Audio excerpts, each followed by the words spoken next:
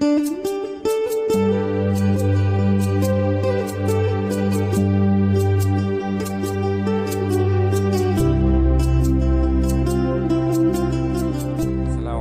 warahmatullahi wabarakatuh. Alhamdulillah, Allahumma salli ala rasulillah. Rabbi syrah li sadri wa yassir li amri wahlul 'uqdatam min lisani yafqahu qawli. Subhanaka la ilma lana illa ma 'allamtana innaka antal alimul hakim. Allahumma iftah lana hikmataka wa nshur alaina birahmatika ya arhamar rahimin. Ila muallif hadzal kitab Asy-Syaikh Imam Al-Ghazali rahimahullah ta'ala wa nafa'ana Allah bi'ulum fid dharain. Amin. Al-Fatihah. A'udzu billahi minasyaitonir rajim. Bismillahirrahmanirrahim. Alhamdulillahi rabbil alamin. Arrahmanir rahim. Maliki yaumiddin. Iyyaka na'budu wa iyyaka nasta'in. Ihdinas shiratal mustaqim. Shiratal ladzina an'amta 'alaihim ghairil maghdubi 'alaihim waladdallin. Amin. Puji syukur kita aturkan karena kita diberikan kesempatan oleh Allah pada kesempatan kali ini untuk sama-sama mempelajari kitab Ihya Ulumuddin bab rahasia puasa beserta syarat-syaratnya puasa yang ditinjau dari segi batiniah, halaman 277. Kembali berjumpa bersama Kantor Urusan Agama Balikpapan Utara, Kementerian Agama Kota Balikpapan. Pada pertemuan yang sebelumnya kita membahas tentang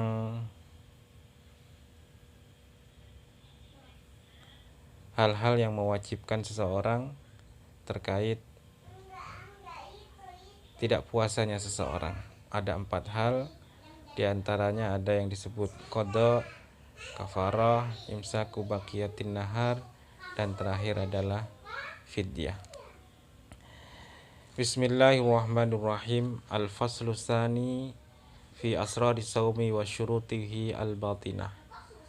Fasal kedua menjelaskan tentang rahasia-rahasia puasa, menjelaskan tentang syarat-syaratnya puasa ditinjau dari segi batin. Pada fasal pertama ditinjau dari segi lahiriah yang tampak oleh mata, namun pada fasal kedua berikutnya ditinjau dari hal yang tidak tampak oleh mata, hanya bisa dirasa saja. I'lam anna shauma salasu darajatin. Ketahuilah, menurut Imam Ghazali menjelaskan kepada kita bahwasanya puasa itu ada 3 tingkatannya. Darajat itu adalah semakna dengan darokat atau dirkah, darokah sama. Namun ketika darajat itu adalah perumpamaan tingkat sebuah tangga, yang tangga itu dari bawah menuju ke atas, itu namanya darajat, yaitu dari posisi bawah menuju ke atas.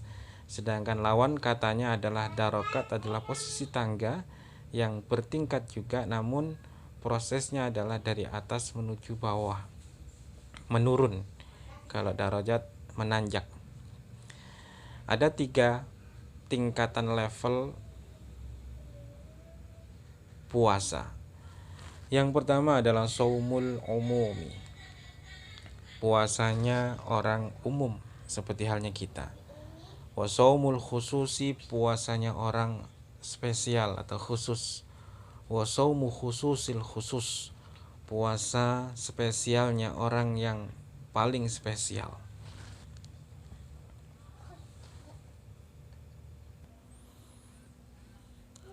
Amma shaumul umumi, adapun definisi puasa orang umum, fahuwa kaful batni, yaitu puasa dengan kaful batni, menahan keinginan perut, wal farji, dan keinginan-keinginan kemaluan, an qada'i syahwati, dari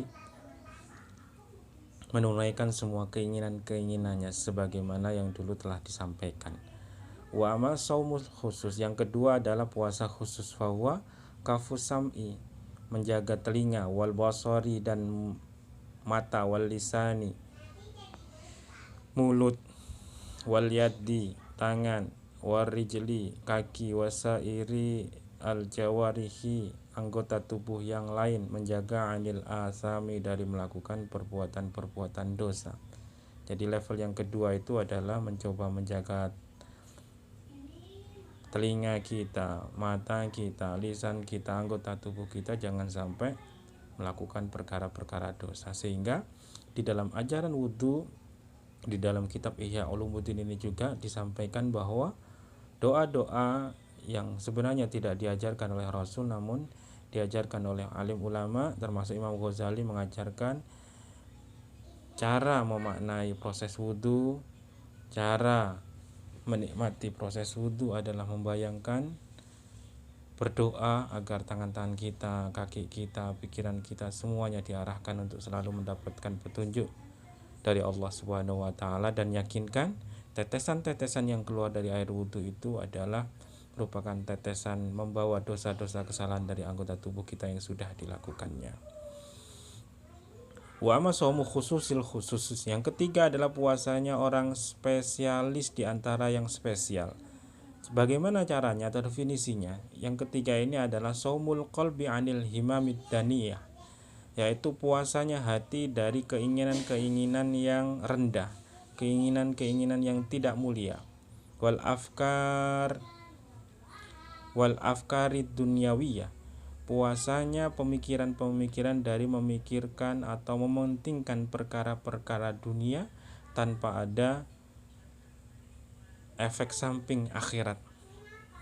Wa kafu amma siwallahu azza wa jalla bil kulliyah, simpelnya adalah menjaga dari apa-apa yang tidak selain Allah Subhanahu wa taala secara keseluruhan.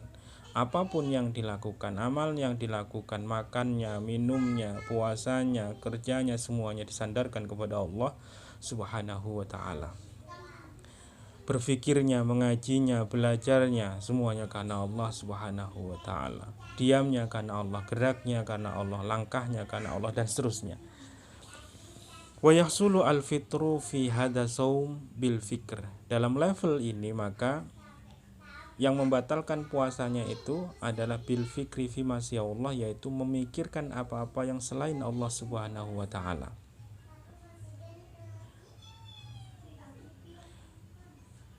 Wa bil fikri fid dunya, begitupun yang membatalkan pada level yang ketiga ini, yang tertinggi ini adalah memikirkan perkara-perkara dunia. Bolehkah sebenarnya? Masa sih namanya kita hidup di dunia?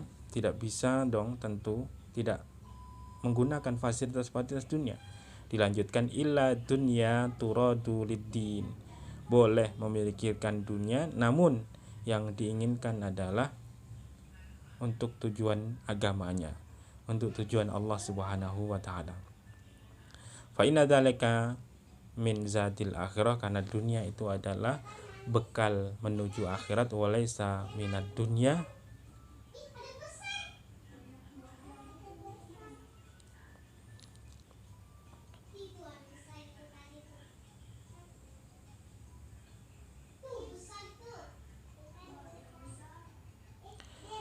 hatta qala arbabul qulub, sehingga ada yang berkomentar arbabul qulub, orang-orang yang sangat memerhatikan hati atau konsisten terhadap gerak-geri hati. Mereka mengatakan begini: man taharrakat himmatuhu bitasarrufi naharihi litadbiri ma yuftiru alaihi kutibat alaihi khati'atun. Man taharrakat, barang siapa yang bergerak, beraktivitas. Barang siapa yang beraktivitas, apanya yang bergerak? Aktivitas himmatuhu, keinginannya, merasa penting sesuatu yang merasa dipentingkannya. Bitasarruf, dengan melakukan amaliyah, aktivitas fi naharihi, di saat siangnya. Tujuannya apa? Litadbiri ma yuftiru alaihi, untuk mengatur, untuk menata apa-apa yang kelak akan dibuat untuk berbuka puasa. kutibat maka dicatat alaihi atas orang yang melakukan aktivitas tadi khotiatun sebuah kesalahan. Jadi ketika amaliyah yang kita lakukan selama siang tujuannya adalah untuk mencari makan, untuk berbuka, untuk ini, untuk itu, untuk ini, untuk itu yang sering kita lakukan bersiap ini, maka itu dalam level ini dicatat sebagai kesalahan, sebuah kesalahan.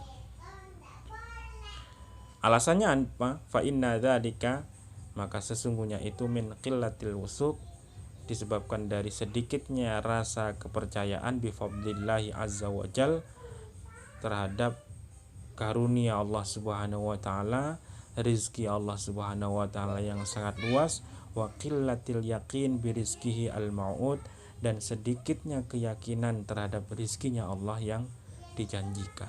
Sehingga dalam level ini adalah level yang sangat luar biasa, kepercayaan terhadap Allah Subhanahu wa taala sebagai Ar-Razzaq, maka tanpa berpikir yang mendalam, merasa mudah saja bahwa apapun yang dia lakukan adalah bukan menjadi sebuah alasan dasar Allah akan menjadikan atau memberikan rizki. Masalah cara dan bagaimana, Allah lah yang akan memberikan rizkinya. Wa hadhihi rutbatul anbiya was-siddiqin wal muqarrabin. Derajat ini hanya dimiliki atau biasa dimiliki oleh para nabi, orang-orang siddiqin, orang-orang yang jujur, orang-orang yang benar, berkeyakinan kepada Allah, al-muqarrabin, yang selalu mendekatkan diri kepada Allah Subhanahu wa taala. Wala yutawwalu an-nadru fi tafsiliha qaulan. Dalam bab ini, dalam permasalahan level ketiga ini, Imam Ghazali tidak memanjangkan komentar atau perdebatan atau nalar fikirnya untuk menjelaskan secara terperinci. Walakin fi tahqiqiha amalan, namun marilah coba untuk melakukannya, menyatakannya dalam sebuah perbuatan.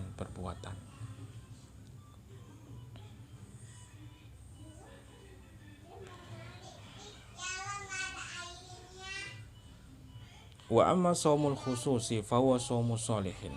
Selanjutnya pada teks berikutnya, puasa yang akan dicoba dikaji secara lebar, panjang dan lebar adalah puasanya orang khusus, yaitu puasanya orang-orang salih. Sedikit naik di antara levelnya puasanya orang umum yang hanya menahan makan dan minum saja. Fahuwa kaful jawarih, yaitu ciri-cirinya adalah menjaga anggota badan anil asami, dari hal-hal yang membuat dosa. Wa tamamuhu bisitati umur, kesempurnaannya akan dijelaskan melalui 6 perkara berikut ini. Al-awwalu, yang pertama, ghaddul basari. Ghaddul basari, memalingkan mata. Wa kaffuhu anil ittisa' fin nawri. Wa kufuhu, dan mencegahnya penglihatan. Anil ittisa'i, dalam hal dari hal-hal mencari upaya fin nadri, di dalam penglihatan, ila kulli ma yudhammu wa yukrah, mencari atau melihat kepada segala sesuatu perkara yang dianggap tidak terpuji dan tidak disukai. Wa ila kulli ma yushghilul qalbu, dan memandang, melihat kepada segala sesuatu yang membuat sibuknya hati. Wa yulhi, dan melalaikannya hati, an dzikrillahi azza wa jalla, dari ingat kepada Allah azza wa jalla. Jadi yang pertama adalah memandang, yang pertama adalah menjaga mata. Jangan sampai mata ini melihat kepada hal-hal yang sebab dari penglihatan tadi akan melalaikan, mensibukkan hati untuk selalu ingat kepada Allah. Namun kebalikannya, ketika melihat sesuatu yang dapat mengarahkan kepada Allah Subhanahu wa taala, maka itulah yang diinginkan di dalam pemaknaan ini. An-nadratu sahmun masmumun min sihami iblis. An-nadra, pandangan itu adalah sahmun masmumun, sebuah panah beracun, min sihami iblis, dari panahnya iblis, la'anallahu ta'ala. Pandangan adalah satu bagian daripada panah iblis yang beracun. Faman tarakaha, barang siapa yang meninggalkannya, khaufan minallahi, karena takut Allah, atallahu azza wa jalla, maka Allah akan mendatanginya atau memberikannya imanan, sebuah keimanan, yajidu halawata fil qalbihi, yang keimanan itu akan didapatinya rasa manisnya, rasa enaknya, rasa sejuknya di dalam hatinya. Kenikmatan akan didapat oleh orang yang melakukan itu karena percaya, karena melakukan hal-hal semuanya karena Allah, karena takut kepada Allah Subhanahu wa taala.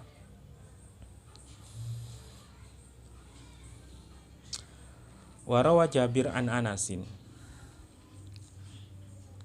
diceritakan oleh Jabir dari Anas, an Rasulillah sallallahu alaihi wasallam, annahu qala, bahwasanya Rasul sallallahu alaihi wasallam pernah bersabda, khamsun yufattarna shaima, 5 perkara yang orang berpuasa itu berbuka.